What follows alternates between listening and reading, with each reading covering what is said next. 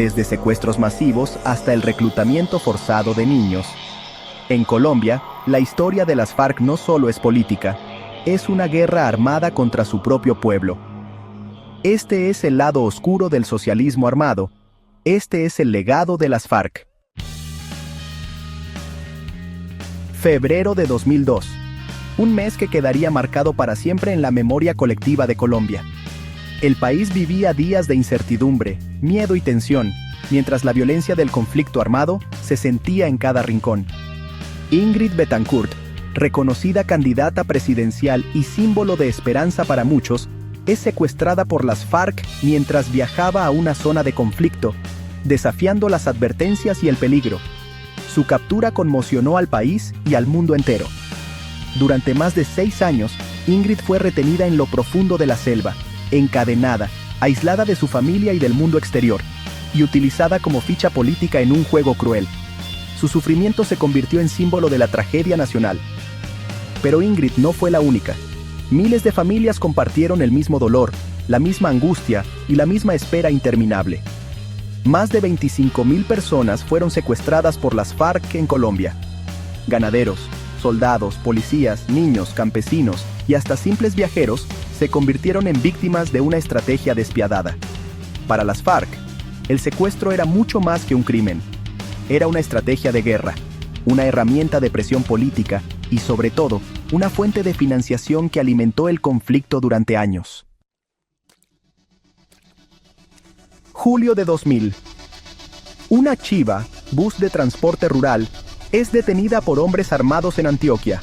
27 pasajeros secuestrados, entre ellos mujeres, ancianos y niños.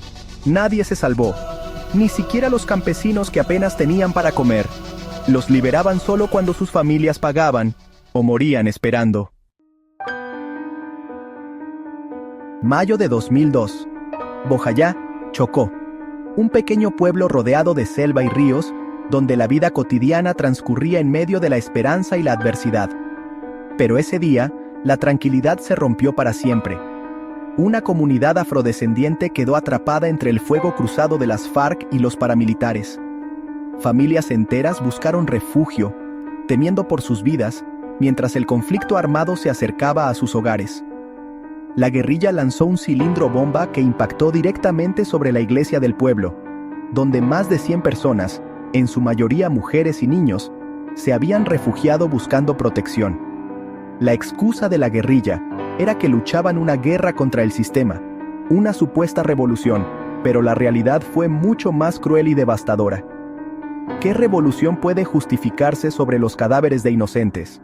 79 personas murieron ese día, dejando una herida imborrable en la memoria de Colombia.